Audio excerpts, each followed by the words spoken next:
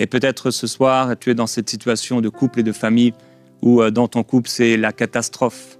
Tu es peut-être cet homme, tu préfères être là dans ta cellule, être là dans ton métier, être là dans ton bureau, plutôt que de retourner à la maison parce que tu sais qu'à chaque fois, ça va être des disputes. Ça va être une atmosphère lourde et pesante. Et peut-être que tu es cette femme et toi, toi, tu subis la chose. Et à chaque fois également que tu vois ton mari partir le matin et revenir peut-être tard le soir, il est là, découragé, fatigué avec son travail. Et en fait, il te parle mal, il est dur, il est méchant, il est méprisant, il a des paroles violentes envers toi. Alors, j'ai pu imaginer la vie du geôlier, je ne sais pas, je pourrais peut-être imaginer quelle est ta vie, quelle est ta situation. Mais tout a changé quand il a commencé à se réveiller. Rien n'est impossible à Dieu, quel que soit ce par quoi tu passes, mets ta confiance en Jésus-Christ car rien ne lui est impossible. Malgré vent et marée, reste ferme car la clé se trouve en notre Seigneur. Le Seigneur ne t'abandonnera jamais car tu es la prunelle de ses yeux. Le serviteur de Dieu Jérémie Sourdril dans cette vidéo nous donne plus de lumière là-dessus. Écoutons et restons bénis. Shalom. Il n'y a aucune situation qui soit impossible pour le Seigneur parce que notre Dieu est un Dieu puissant et celui qui a ouvert la mer en deux est capable de réunir, de réconcilier et de transformer les situations les plus terribles. Il y avait un pasteur, c'était un juif. Il a reçu un appel de Dieu à aller en Europe. Et il s'est retrouvé là en Europe à prêcher l'évangile avec un autre collègue pasteur. Et c'était un pays où les chrétiens n'étaient pas les bienvenus. Et finalement, ils ont été maltraités, ils ont été jetés en prison. Et le gardien de la prison était un homme dur. Et on lui a donné ses prisonniers, ses pasteurs. Et il les a sauvagement jetés dans la cellule de la prison. Alors c'était il y a longtemps. Et les prisons n'étaient pas celles qu'elles sont aujourd'hui, même si aujourd'hui, il y a des prisons, en effet, qui sont dans des conditions terribles, affreuses. C'était encore pire à l'époque. Et voilà les pasteurs qui sont là dans cette prison. Et cet homme qui, non seulement il les jette violemment dans leurs cellules, mais en plus il va les attacher dans leurs cellules. Et il va dans son bureau tranquillement et il pense un peu à sa vie. Lui, il est là, il n'est pas dans une cellule, il est dans une prison, mais lui, il peut sortir et rentrer chez lui. Mais en fait, souvent, il n'a pas la volonté, il n'a pas le désir de rentrer chez lui dans sa maison parce que ça ne va pas. Ça ne va pas, il peut penser à toutes les fois où il est rentré chez lui et ça a été des disputes terribles. Jour après jour, soirée après soirée, avec la fatigue et son travail très particulier. Et sa femme aussi, ne supportant plus qu'il ait du sang sur les mains, ne supportant plus qu'il puisse jeter des gens en prison alors que lui-même mériterait d'aller dans cette prison, que lui-même fait des mauvais coups, que lui-même c'est un menteur, lui-même c'est un meurtrier, parce que parfois il va même dans cette prison à cette époque faire tuer lui-même de ses propres mains des prisonniers. Et ça amène dans leur couple, dans leur foyer, de terribles difficultés. Et en pensant à tout ça, cette soirée-là, oppressé, chargé, il commence à s'endormir. Et tout à coup, il y a un énorme bruit dans la prison. Et il ouvre les yeux et il n'y a plus de prisonniers. Et quand il voit ça, quand il réalise cela, à l'époque, quand il y a un prisonnier qui s'en va, qui s'évade, c'est vie pour vie. Si tu laisses, en tant que gardien de prison, partir un prisonnier, c'est ta tête qu'on va couper. Et alors là, il se dit, mais moi, je n'ai pas pu garder mon couple, je n'ai pas pu garder mes enfants, je n'ai pas pu garder ma famille, je n'ai pas pu garder mes prisonniers. Et il n'y a plus aucun espoir pour lui, il est sur le point de se suicider. Et à ce moment-là, il y a une voix. Et c'est l'apôtre Paul qui crie d'une voix forte, « Ne te fais aucun mal, nous sommes tous ici. » Alors le geôlier demanda de la lumière, entra précipitamment et tomba tout tremblant devant Paul et Silas. Il les mena dehors et dit, « Seigneur, que faut-il que je fasse pour être sauvé ?»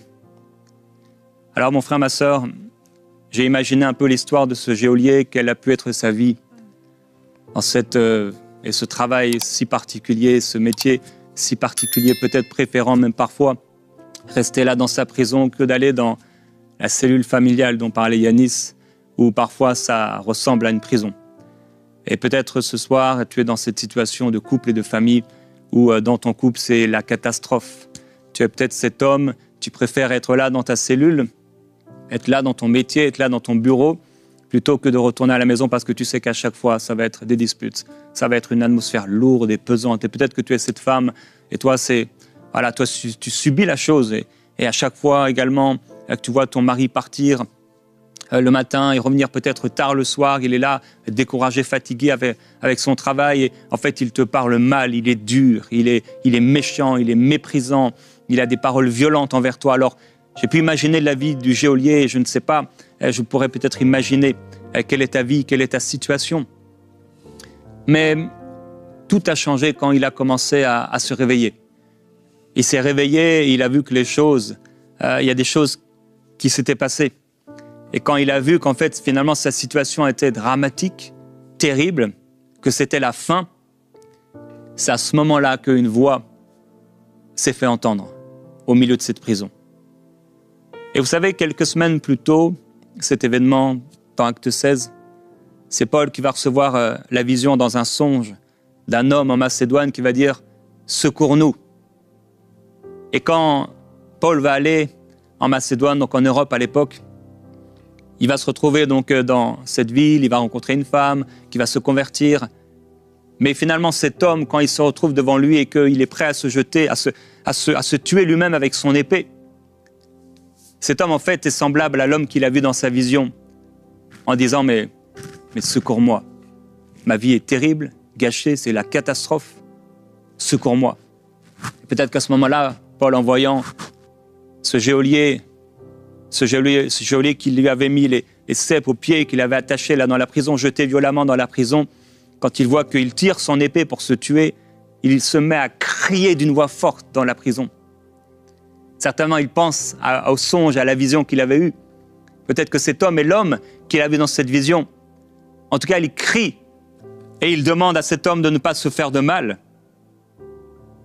Et après être entré en lui-même, ce geôlier, voyant la situation catastrophique, la première chose qu'il va faire, c'est qu'il va demander de la lumière.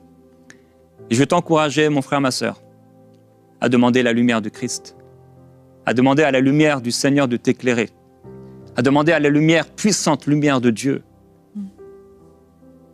de transformer la situation dans laquelle tu es, de changer les ténèbres en lumière. Et le même Seigneur, si tu lui appartiens, qui t'a fait passer des ténèbres, d'un royaume de ténèbres, à un royaume de lumière, c'est le même Seigneur qui peut amener ta vie de couple, qui est comme dans une prison, où chacun de vous deux, ou l'un de vous deux, vous vous sentez comme un prisonnier, prisonnier des choses qui sont plus fortes que vous, prisonnier de vos erreurs, prisonnier de vos fautes, prisonnier des impossibilités que vous voyez et que vous rencontrez chaque jour dans vos disputes, incapacité de se comprendre, incapacité de voir les choses changer. L'autre montrant, pointant les erreurs de l'autre, les rappelant. Mais je veux t'encourager à demander la lumière du Seigneur dans ta situation.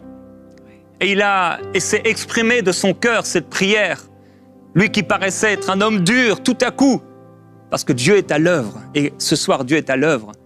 Il dit, mais qu'est-ce que je peux faire pour être sauvé? Et Paul lui déclare cette parole. Crois au Seigneur Jésus et tu seras sauvé, toi et ta famille. Et cet homme qui était un homme dur, peut-être qu'il ne pensait qu'à lui, il commence à nettoyer les plaies. Il commence à nettoyer Paul et Silas qui sont là et il les lave de leurs plaies. Pourquoi? Parce qu'il a commencé à avoir un miracle dans le cœur de cet homme. Et là, il va les amener dans sa maison et ils vont entendre l'évangile, cette maison va entendre l'évangile et toute la famille va se convertir parce que cet homme a pris conscience de la situation dans laquelle il était. Cet homme a pris conscience que c'était impossible en fait, une situation impossible. Cet homme a demandé de la lumière et cet homme a demandé l'intervention de Dieu. Qu'est-ce qu'il faut faire pour être sauvé de cette situation?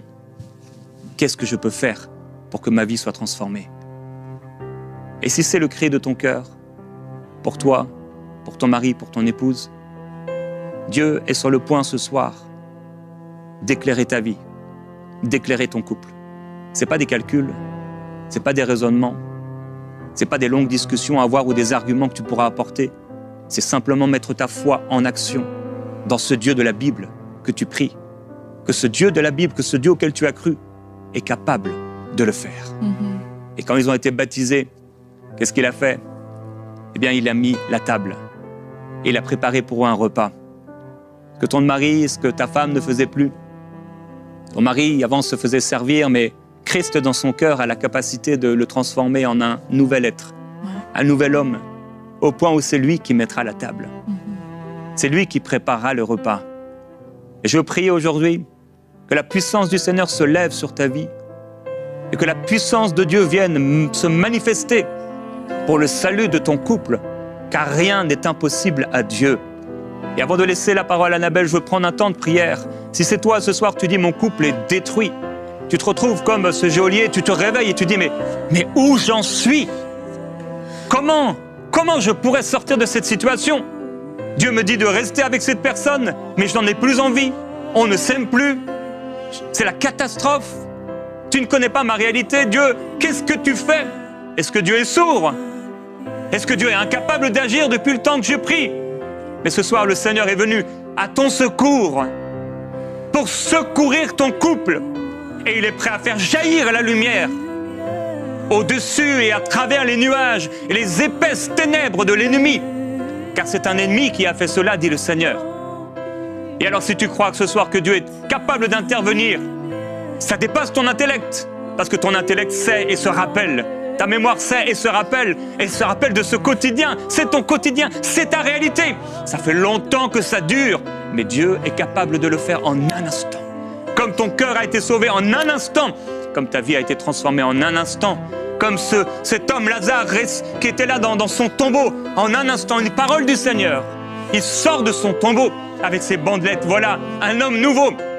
Je veux prier maintenant pour toi. Et Père, je prie pour ces hommes et ces femmes qui sont au milieu de ces couples, qui sont devenus comme une prison, prisonniers de ce couple, prisonniers de ces problèmes, prisonniers de leurs incapacités, leurs faiblesses, leur incapacité à aimer, leur incapacité à surmonter les défis, les problèmes de la vie, les circonstances terribles et difficiles qu'ils ont eu à rencontrer, cette incapacité à aimer. Seigneur, je te demande s'il te plaît, et nous te demandons dans l'unité de l'Esprit, alors que des milliers d'hommes et de femmes sont en train de prier en cet instant, viens agir et que la lumière de Christ se lève sur eux. Tu es le Dieu des miracles, Seigneur, et nous t'avons demandé d'intervenir. On t'a demandé, Seigneur, de venir toucher ces couples et ces familles. Et je te le demande, ô Père, remplis-les de ta gloire et que ta lumière se lève sur eux, que ces couples soient transformés. Seigneur, tu es le Dieu des miracles. On ne sait pas comment tu es intervenu en Égypte pour manifester ces fléaux contre la puissance des ténèbres. On ne sait pas comment tu as fait exactement, comment tu as dépouillé les principautés et les dominations. Seigneur, tu as donné ta vie, mais nous ne savons pas de quelle façon tu as fait ces choses, mais tu l'as fait. Et ce soir, Seigneur, tu es capable de le faire. Nous ne savons pas comment tu peux changer le cœur d'un homme. On ne sait pas comment tu peux changer les motivations d'une femme. On ne sait pas comment tu peux guérir le cœur d'une personne. Mais nous savons que tu es capable de le faire. Nous savons que tu es capable d'intervenir. Car tu l'as fait pour des situations plus terribles que cela. Tu l'as fait pour des couples qui étaient dans des situations plus graves que cela, Seigneur Jésus-Christ. Et aujourd'hui, il marche avec toi. Ce que tu as fait dans la vie de cet homme, Seigneur, et cette promesse que tu lui as donnée, c'était la promesse pour ma sœur, c'était la promesse pour mon frère, que leur couple et que toute leur famille sera sauvée. Alors ce soir, oh Dieu, interviens et manifeste ta puissance par l'œuvre de l'Esprit de Christ. Viens dans le cœur de cet homme qui est dur, difficile, changer son cœur de pierre en cœur de chair. Viens guérir, Seigneur Jésus-Christ, de ces blessures, de ces souffrances qui amènent la séparation, qui ont amené, Seigneur, à parler de divorce, qui ont amené, Seigneur, ces disputes, ces conflits, qui ont amené peut-être même ces coups et ces paroles blessantes et violentes. Viens intervenir, toi le Dieu des miracles, toi seul qui connais le cœur de l'homme, toi qui as créé les cieux et la terre. Rien ne t'est impossible, rien ne t'est impossible. Alors viens et interviens dans ces couples d'une manière surnaturelle. Seigneur, crée ce miracle dans leur être intérieur. Toi qui rends toutes choses possibles par ton esprit. Ce n'est pas l'œuvre de la chair, ce n'est pas l'œuvre du sang. Et quand le serviteur de Dieu s'est levé après ce grand miracle, il a dit, ce n'est pas avec notre propre puissance, ce n'est pas même à cause de notre piété, mais c'est la foi en Jésus-Christ qui a rendu cet homme libre. Seigneur, de la même façon, ce soir, nous venons à toi par la foi en Jésus-Christ, au-delà des mots, au-delà de tout ce qu'on a pu vivre, au-delà de l'expérience, au-delà de la réalité de nos vies, au-delà des difficultés, des défis, au-delà des traumatismes, au-delà des blessures. Nous mettons notre foi en action en Jésus-Christ, mon frère, ma sœur. Ce soir, il s'agit de Jésus-Christ, lumière du monde, lumière pour le pécheur, lumière et guérisseur des situations les pires, les plus dramatiques, les plus chaotiques. Il s'agit de Christ aujourd'hui. Tes yeux ne doivent pas aller sur ton mari, ton épouse, mais d'abord sur Christ pour lui, pour vous, afin que le Seigneur intervienne. Il est mort pour toi. Il est ressuscité d'entre les morts pour te donner la victoire en toutes choses, pour amener la vie de Dieu, le plan de Dieu, la volonté du Père dans ta situation dramatique. Il va le faire. Mais ce soir, comme on peut obtenir le salut en croyant, en entendant la parole, et on exprime une prière, et on ouvre notre cœur à Dieu, et Dieu fait le reste. C'est pas à force de paroles, c'est pas à force de prière qu'on a été sauvé, mais c'est par la foi en Jésus-Christ. Et de la même manière, ce soir, ton couple est malade, tu as besoin de l'intervention de Dieu, c'est par la foi. Et seulement par la foi, en l'œuvre de Christ, que tu peux recevoir cette lumière. Comment être sauvé? Le Père te dit, mets tes yeux sur Jésus-Christ. Et ce soir, crois. Simplement, crois, mon frère, ma sœur. Crois, crois que le Seigneur va le faire.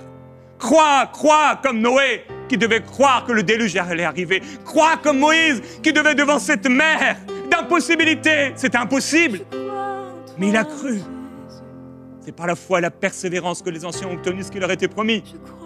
Mon frère, ma sœur, crois et tu verras la gloire de Dieu. Crois et tu vas voir ton cœur être changé, ton cœur être guéri et celui de ton mari, de ton épouse être transformé. Quand il rentrera du travail, il sera changé. Un beau matin ou un beau soir, il sera transformé parce que le Seigneur sera intervenu. Il se sera réveillé. Il aura pris conscience comme le fils prodigue en lui-même.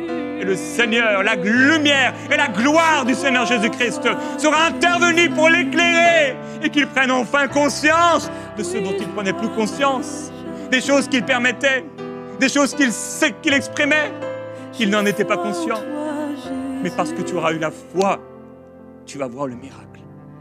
Et le Seigneur va intervenir et restaurer ton